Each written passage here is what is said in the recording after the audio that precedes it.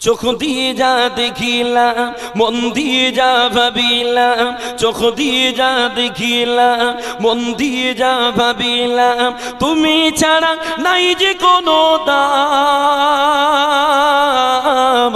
আমার আসল পরিচয় আমি তোমারই গোলাম, আমার আসল পরিচয় আমি তোমারই গোলাম। চোখ দিয়ে যা দেখিলাম, মন দিয়ে যা ভাবিলাম, চোখ দিয়ে যা দেখিলাম, মন দিয়ে যা ভাবিলাম, তুমি ছাড়া নাই যে কোনো দাম। আমার আসল পরিচয় আমি তোমারই গোলাম, আমার আসল পরিচয় আমি তোমারই গোলাম। চিতায় তাকাই আছো তুমি, চিতায় বিরাজমান, সবখানেতে দেখি তোমার করুণা ঘেরা শান।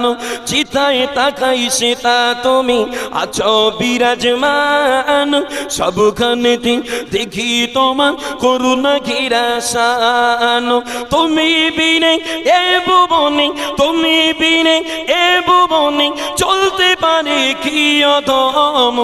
আমার আসল পরিচয় আমি তোমারই গোলাম, আমার আসল পরিচয় আমি তোমারই গোলাম। চোখ দিয়ে যা দেখিলাম, মন দিয়ে যা ভাবিলাম, চোখ দিয়ে যা দেখিলাম, মন দিয়ে যা ভাবিলাম, তুমি ছাড়া নাই যে কোনো দাম। আমার আসল পরিচয় আমি তোমারই গোলাম, আমার আসল পরিচয় আমি তোমারই গোলাম। তুমি আমার পালনকারী, তুমি আমার রব, তাই তোমারই প্রেমে পাগল এই পৃথিবীর সব। তুমি আমার পালনকারী, তুমি আমার রব, তাই তোমারই প্রেমে পাগল এই পৃথিবীর সব। তোমার রঙে রঙিন গলে, তোমার রঙে রঙিন গলে ধন্য হবে এই জীবন। আমার আসল পরিচয় আমি তোমারই গোলাম, আল্লাহ আমার আসল পরিচয় আমি তোমারই গোলাম। চোখ দিয়ে যা দেখিলাম, মন দিয়ে যা ভাবিলাম, চোখ দিয়ে যা দেখিলাম, মন দিয়ে যা ভাবিলাম, তুমি ছাড়া নাই যে কোনো দাম। আমার আসল পরিচয় আমি তোমারই গোলাম, আমার আসল পরিচয় আমি তোমারই গোলাম। রব্বি জাল্লা ফি আহসানি সূরাতিন, আল্লাহ নবী বললেন ও আমার সাহাবারা, এখন আমি আল্লাহ নবী আমার খলিক আমার মালিক আল্লাহ পাককে অতি উত্তম অবস্থায় স্বপ্ন যোগে দেখেছিলাম। ওই না সময় আল্লাহ পাক আল্লাহ নবীকে জিজ্ঞাসা করেছিলেন, ও আল্লাহ আমার নবী, ও আমার হাবিব পাক, আপনি কি বলতে পারেন আমার মালিকারা কোন বিষয়টা নিয়ে বিতর্ক করে? আল্লাহ নবী বলেছিলেন, লা রাব্বি আল্লাহ, ও রাব্বি আল্লাহ পাক, এটা আমি বলতে পারি না আল্লাহ। ওই সময় আল্লাহ পাক নিজের কুদরতের হাতখানা নিয়ে আল্লাহ নবীর মোবারক পিঠটাতে রেখেছিলেন। বাবা বাবাজিরা, আল্লাহর নবী তো আর নবী বলেন, আর আমার আল্লাহ পাকে ওই কুদরতি হাতে শিথিলতা আমি আল্লাহ নবী আমার বুকের মধ্যে অনুভব করেছিলাম। এমনকি আমি আল্লাহ নবী আল্লাহর কুদরতি হাতের ছোঁয়ায় আমার সামনে আল্লাহর রাজ্যের ইলিমটা জাগিরি হয়ে গিয়েছে বাবা। আর এই দুনিয়ায় যে আল্লাহ নবী আল্লাহকে স্বপ্নে দেখেছিলেন, এটা দেখা যায় কিনা এ বিষয়ে আল্লাহ কোরআন পাকে বললেন। আল্লাহর কোরআন পারা নম্বর 7 সূরা আনআমের 75 নম্বর আয়াত বাবা, যেখানে আল্লাহ পাক বললেন ওয়াকাযালিকা নুরি ইব্রাহিমা মালাকুতাস সামাওয়াতি ওয়াল আরদ ওয়ালিয়াকুনা মিনাল মুকিনিন। আল্লাহ পাক বলেন ও আমার বান্দারা, আর আমি আল্লাহ পাক এইভাবে আমার খলিল ইব্রাহিম আলাইহিস সালামকে আমার রাজিত্বের ইলমটা দেখিয়েছিলাম, যাতে করে ইব্রাহিম আলাইহিস সালাম বিশ্বাসীদের অন্তর্ভুক্ত দেবানে বাবা। আমার বিজনেরা আল্লাহর নবী দয়ার নবী আমার আল্লাহ পাককে খবে দেখার পরে আল্লাহ এমনি করে আল্লাহর কুদরতি ঘাতে ছোঁয়া পাওয়ার পরে আল্লাহ পাক আল্লাহর নবীকে আবার জিজ্ঞাসা করেছিলেন ও আমার নবী ও আমার পিয়ারা, আপনি কি এবার বলতে পারেন আমার মালিকারা কোন বিষয়টা নিয়ে বিতর্ক করে? আল্লাহর নবী বলেছিলেন ও রাব্বি আল্লাহ, হ্যাঁ বলতে পারে। আপনার মালিকারা কাফারাত নিয়ে বিতর্ক করে, কাফারাত নিয়ে তর্ক করে। আল্লাহ আর ওই কাফারাতটা হলো কষ্টের সময় শরীরে কষ্ট হওয়ার পরে ভালোভাবে ওযু করে আল্লাহ নামাজটা পড়া, আর আল্লাহর নামাজের জন্য মসজিদে গিয়ে নামাজটা আদায় করা। এই নামাজটা আদায় করে মসজিদে কিছু সময় বসে আল্লাহর নামে তাসবিহটা করা। ওই নামাজি ব্যক্তির তাসবিহর সওয়াব লওয়ার জন্য আল্লাহর মালায়েকারা দুনিয়ায় তারা প্রতিযোগিতা করে বাবা।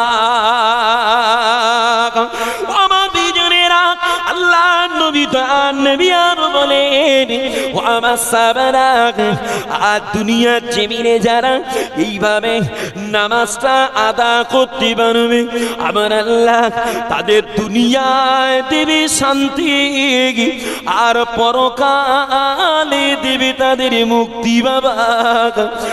আর এ বিষয় আল্লাহ কোরআন পাকে বললেন। আল্লাহর কোরআন পারা নম্বর 26 সূরা আহকাফের 15-16 নম্বর আয়াত বাবা, যেখানে আল্লাহ পাক বললেন উলাইকাল্লাযীনা নাতাকাব্বালু আনহুম আহসানা মা আমিলু ওয়া নাতাজাওয়াজু আন সাইয়্যাতিহিম ফি আসহাবিল জান্নাহ।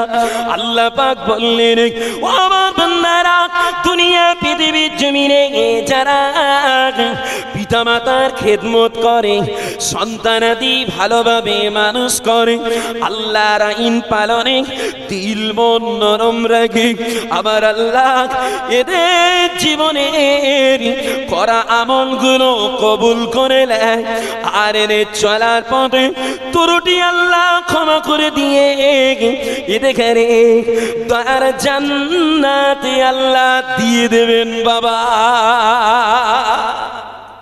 একটু জোরে হবে না সুবহানাল্লাহ? মোহাব্বত করে বলেন না বাবাজিরা সুবহানাল্লাহ। বাবাজিরা, নামাজ এমন এক নিয়ামত, পিতামাতার খেদমত এমন এক নিয়ামত, সন্তানাদি মানুষ করা নিয়ামত, আল্লাহর আইন পালনের দিল মন নরম করে চলাটাও নিয়ামত। তবে আফসোস আমাদের সব হয়েছে ভালো, নামাজ পড়ার কথা বললি তখন যত বোঝা মাথায় চাপে। জলসা দিতে বলো, বলে খুব সবের কাজ, একটা ছাড়া দুটো দেবো, বলছি চল নামাজটা পড়ে আসি। না না না হুজুর, এখন নামাজের সময় হয়নি, এখন বয়স রয়েছে, বয়স একটু পড়ে যাক তারপর হবে। কি বলে না বলে না? আবার কিছু কিছু লোক যে বয়স হয়েছে, মেয়ের বিয়ে হয়ে গেছে, দাড়ি দাড়ি তাও চাঁচতেছে, বললি বলে ও সব তোরা বুঝবি নি, বেশি দাড়ি রাখলি লোক চাচা বলে ডাকবে, চাচা বললে আমার আবার লজ্জা লাগে, ওই জন্য রাখতে চাচ্ছি না। এরকম লোক আছে না? না, যে অথচ নামাজ এমন এক নিয়ামত, আল্লাহর নবী দয়ার নবী বলছেন দুনিয়ার জমিনে তিন শ্রেণীর ব্যক্তি আল্লাহর হেফাজতে থাকে। কয় শ্রেণীর বলেন? একটু কথা বলেন। তিন শ্রেণী। প্রথম হলো ওই সমস্ত ব্যক্তি আল্লাহর হেফাজতে যারা আল্লাহকে খুশি করার জন্য আল্লাহর রাস্তায় জিহাদের ময়দানে বার হয়। এই জিহাদের ময়দানে যাওয়া ব্যক্তিরা বাড়ি থেকে বার হওয়া, জিহাদে যাওয়া, টোটাল টাইমটাই আল্লাহর হাওলায় থাকে। বলেন সুবহানাল্লাহ। আর এক শ্রেণীর ব্যক্তি আল্লাহর হেফাজতে থাকে। তারা কারা? যারা বাড়ি থেকে বার হয় নামাজ পড়ার জন্য, বার হয়ে মসজিদে যায়, মসজিদে গিয়ে নামাজ পড়ে, নামাজ পড়ে বাড়ি আসে। এই বাড়ি থেকে বার হওয়া, মসজিদে যাওয়া, নামাজ পড়া, নামাজ পড়ে বাড়ি আসা, এই টোটাল টাইমটাই আল্লাহর বান্দা আল্লাহর হেফাজতে থাকে। বলেন সুবহানাল্লাহ। আর একটা ব্যক্তি, আর এক শ্রেণীর ব্যক্তি আল্লাহর হেফাজতে থাকে। তারা কারা? যারা বাড়ির বাইরে থেকে বাড়িতে আসে, বাইরে থেকে বাড়িতে প্রবেশের সময় বাড়িওয়ালাদের সালাম দিয়ে ঢোকে। বিবিকে সালাম দেয় আসসালামু আলাইকুম, পিতামাতাকে সালাম দেয় আসসালামু আলাইকুম। যে এই সালাম দিয়ে ঘরে প্রবেশ করা ব্যক্তিটা, এরাও আল্লাহর হেফাজতে থাকে। বলেন সুবহানাল্লাহ। কিন্তু আফসোসের বিষয়, বাড়ি প্রবেশের সময় সালাম দেবে ও সব নেই, বরং নোংরা ভাষা দিয়ে বাড়ি ঢুকছে। কই রে অমুকের বাচ্চা, বাড়ি আসিস? বলে না, বলে রে। অথচ ছোট ছোট কাজে অনেক অনেক অনেক নেকি হবে, অনেক ফজিলাত হবে, সালাম দেবে না। বরং বিবিকে যদি স্বামী সালাম দেয়, বিবি এক গাল হেসে দেবে, সর্বনাশ করেছে, এই সালাম দিচ্ছেন কেন, কি ব্যাপার? কি বলবে না বলবে রে? বাড়ি গিয়ে সালাম দেবেন। সালাম দিয়ে ঘরে প্রবেশ করলে পুরো পরিবার আল্লাহর হেফাজতে থাকবেন। বলেন সুবহানাল্লাহ। চলেন আবার একটু আলোচনা করি বাবা। দুনিয়া পৃথিবীর জমিনে আমরা যারা নামাজ পড়তে পারি না, নামাজ পড়ার চেষ্টাটা করি বাবা। আর যারা আল্লাহর নামাজ পড়ি, আমাদের অনেকের নামাজ কাজা হয়ে যায় বাবা। ঘুমের কারণে, দুনিয়ার ব্যস্ততার কারণে নামাজটা কাজা হয়। এই কাজা হলে কি হবে? আমরা ছাড় পাবো কিনা? চলেন একটু আলোচনা করি। আল্লাহর নবী তার নবীর সাহাবা হযরত আবু হুরায়রা রাদিয়াল্লাহু আনহু হুজুর আমার বর্ণনা করে বললেন, খয়বার বিজয়ের পরে আল্লাহর নবী তার নবী যখন সাহাবা হুজুরদের সাথে করে নিয়ে মদিনার পথে যাচ্ছিলেন বাবা, মদিনার উদ্দেশ্যে ফিরে আসছিলেন বাবা। ওই চলার পথে রাতের বেলা আল্লাহর নবী একটু তন্দ্রাচ্ছন্ন হয়ে পড়েছিলেন বাবা। ওই না সময় আল্লাহর নবী সাহাবা হযরত বেলাল রাদিয়াল্লাহু আনহু হুজুরকে ডেকে বলেছিলেন, ও আমার সাহাবা বেলাল, আমি আল্লাহর নবী, আমি একটু তন্দ্রাচ্ছন্ন হয়ে পড়েছি বাবা, আমি একটু আরাম করব বাবা। তবে বাবা বেলাল, আমাদের নামাজের জন্য রাতের দিকে একটু খেয়াল রেখো বাবা। এই কথা বলে আল্লাহর নবী তন্দ্রায় চলে গিয়েছিলেন বাবা। আর অপর দিকে আল্লাহর নবী সাহাবা হযরত বেলাল রাদিয়াল্লাহু আনহু সুযোগটা কাজে লাগিয়ে নামাজের পাটিটা ফেলে আল্লাহর নামাজে দাঁড়িয়েছিলেন বাবা। আমার দুইজনেরা দীর্ঘ সময় নামাজ আদায় করতে করতে বেলাল হুজুরেরও ঘুম লেগে গেল, চোখটা বুজে আসে। ওই সময় বেলাল হুজুর নামাজটা সমাপ্ত করে উটের গায়ে খেলান দিয়ে যেদিক দিয়ে সূর্যটা উঠবে ওই দিকে মুখটা করে বেলাল হুজুর আমার গভীর ঘুমে চলে গিয়েছে বাবা। সবাই যখন ঘুমিয়ে গেল আর রাতের আধারটা আস্তে আস্তে কেটে গিয়ে আর দিনের আলো ফুটে উঠল বাবা। সূর্যের কিরণটাও জাগিরি হয়ে গেল। আর ওই সূর্যের কিরণটা যখন আল্লাহর নবী জিসিম শরীফে পড়েছিল বাবা। ওই সময় আল্লাহ নবী তন্দ্রা থেকে জাগ্রত হয়ে আল্লাহ নবী সাহাবা বিলাল হুজুরকে ডাক দিয়ে বলেছিলেন, ও আমার সাহাবা বিলাল, তোমার কি হলো বাবা? তুমি তো তোমার কাজটা পুরা করতে পারলে না বাবা। বাবা বিলাল, আমাদের নামাজ কাজা হয়ে গেছে বাবা, তুমি আমাদের কেন ডাকলে না বাবা? বিলাল হুজুর এই সময় বলেছিলেন, ও আল্লাহর হাবিবে পাক, যে তন্দ্রা আপনাকে আক্লান্ত করে দিয়েছে, ওই ঘুম আমি বিলাল আমাকেও ব্যস্ত করে দিয়েছে হুজুর, আমাকেও ঘুমিয়ে দিয়েছে হুজুর। আল্লাহ নবী দ্বিতীয় কথা না বলে সাহাবা হুজুরদের সাথে করে নিয়ে আবার কিছুটা রাস্তা পাড়ি দিলেন বাবা। কিছুটা রাস্তা পাড়ি দিয়ে নিরাপদময় একটা জায়গা দেখে আল্লাহ নবী বিলাল হুজুরকে বলেছিলেন, এ বাবা বিলাল, ইকামাতা ইকামাতা। আমি আল্লাহ নবী ফজরে ফরজ কাজা নামাজটা আদা করব বাবা।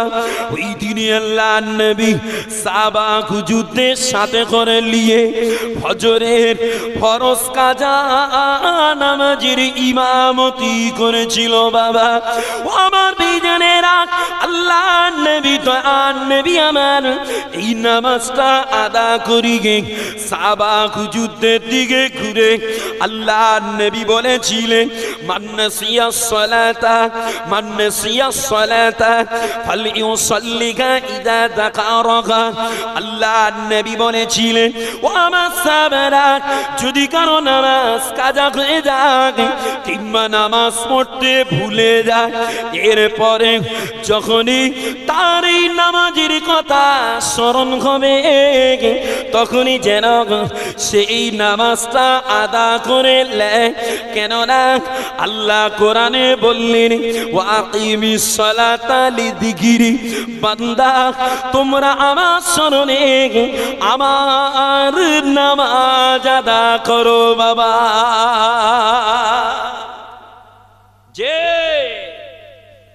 নামাজ কাজা হবে, তবে ভুল করে ইচ্ছা করে নামাজ কাজা করার ভুল করে করা দুটো আলাদা জিনিস। আর যাদের এই নামাজ কাজা হয় তাদের উচিত হবে যখনই নামাজের কথা স্মরণ হবে তখনই নামাজটা পড়ে নেবে বাবা। নামাজ খুব নিয়ামতি জিনিস, ছেড়ে দেওয়া যাবে না। নামাজ এমন একটা জিনিস, নামাজ পড়লে কিন্তু অন্তরে একটা আলাদা শান্তি অনুভব হয়। কি হয় না? হয় না?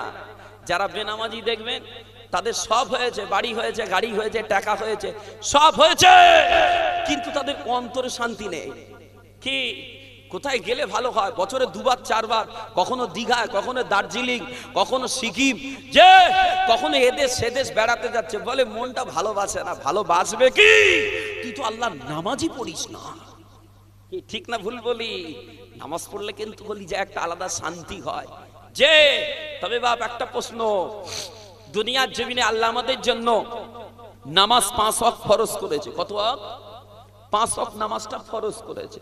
আর অতিরিক্ত যা নামাজ আছে সব নফল নামাজ। তবে বাপ এই 5 ওয়াক্ত নামাজের ভিতরে আল্লাহর নবী 2 ওয়াক্ত নামাজের খুব গুরুত্ব দিয়েছেন। কটা ওয়াক্ত? একটু কথা বলেন। আর আজকে বুঝতে কষ্ট হয়। কি গো বাবাজিরা কথা বলে না? আমার সঙ্গে একটু কথা বলেন। মানুষ, আমি তো একটা মেহমান, দূর থেকে এসেছি আপনাদের কাছে। মানুষ আসলে, বিদেশি মেহমান আসলে সাদরে হাসি মুখে গ্রহণ করতে হয় তো, কিন্তু আপনাদের মুখে হাসি নেই, কথাও নেই। আমার আসতে কি রাগ হলো? মনটা খারাপ হয়? জি, রাগ করেন না। নবী পাক যখন সাহাবা হুজুরদের সঙ্গে মুআমেলাত করতেন, কারোর সঙ্গে দেখা হতো, আমার নবী হাসি মুখে সাহাবা হুজুরদের সাদরে গ্রহণ করতেন। বলেন সুবহানাল্লাহ। কেন? আমি যার সঙ্গে কথা বলছি তার মনটায় হাসি থাকলে কথা বলতে ভালো লাগে, আর যদি মুডটা গরম করে থাকে মনে কষ্ট হয়। আহাদে আমি গরিব বলে, কে আমার জামাটা ছেঁড়া বলে, কে আমার ছেলে ফুলে অত ওদের মতো শিক্ষিত না বলে, কে আমি ঠেলা চালাই, রিক্সা চালাই বলে আমার সঙ্গে কথা বলতে গরম দেখাচ্ছে, মনে তখন ব্যথা লাগে। কি লাগে না? লাগে না? ওই জন্য মানুষের সঙ্গে তো হাসি মুখে সাদরে গ্রহণ করতে হয়, এটা নবীর সুন্নাত। বাবাজিরা, যে আলোচনা করছিলাম, আল্লাহ যে 5 ওয়াক্ত নামাজ দিয়েছে, এই 5 ওয়াক্ত নামাজের ভিতরে আল্লাহর নবী 2 ওয়াক্ত নামাজের খুব গুরুত্ব দিয়েছেন। কটা ওয়াক্ত? 2টো ওয়াক্ত। কোন কোন ওয়াক্ত? একটা হলো আসরের নামাজ আর একটা হলো ফজরের নামাজ। কেন এই ওয়াক্তে কি নামাজ বেশি আছে? বেশি নেই, তবুও আল্লাহর নবী এই 2 ওয়াক্তে গুরুত্ব দিচ্ছেন। যে কেন গুরুত্ব দিচ্ছেন চলেন আলোচনা করি। ও আমার ভাইজানেরা, আল্লাহর নবী জানিয়েছেন, ও আমার সাহাবারা, প্রতিদিন তোমাদের কাছে 2 দল ফেরেশতা আসা যাওয়া করে।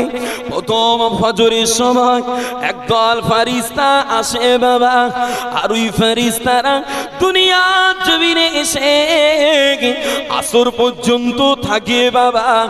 আবার আসরের সময় ওই ফেরেশতারা আবার রিটার্ন চলে যায়।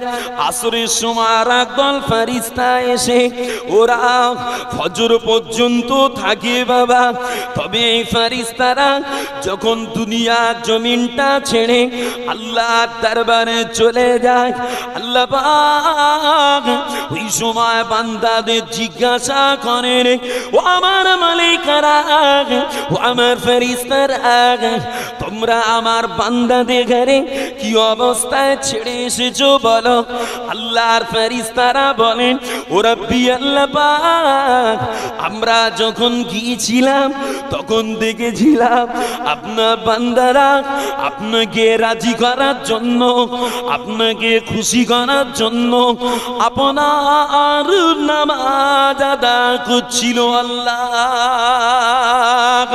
ও রব্বি আল্লাহ পাক, আবার যখন আমরা রিটার্ন আসছিলাম তখনও দেখেছিলাম আপনার বান্দারা আপনাকে রাজি খুশি করার জন্য আপনার নামাজটা আদা করছিল। আল্লাহ বাবাজিরা, আল্লাহর নবী তার নবী এই হাদিস পাকে বললেন, লাইয়ালি জান্নার আহাদুই সাল্লা ক্বাবলা তুলুইশ শামসি ওয়া ক্বাবলা গুরুবিহা।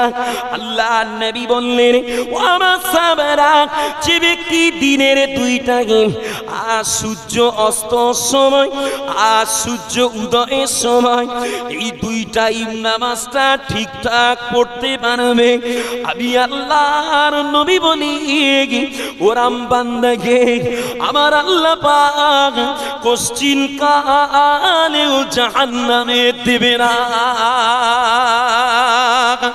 আমার বিজনেরা, তাই তো আল্লাহর নবী হাদিস পাকে বললেন, দুনিয়ার জমিনে ফজরের নামাজ পড়ার জন্য কেউ যদি 1 রাকাত নামাজ পড়ার সময় পায়, সে যেন পুরো ফজরের নামাজের সময় পেল বাবা।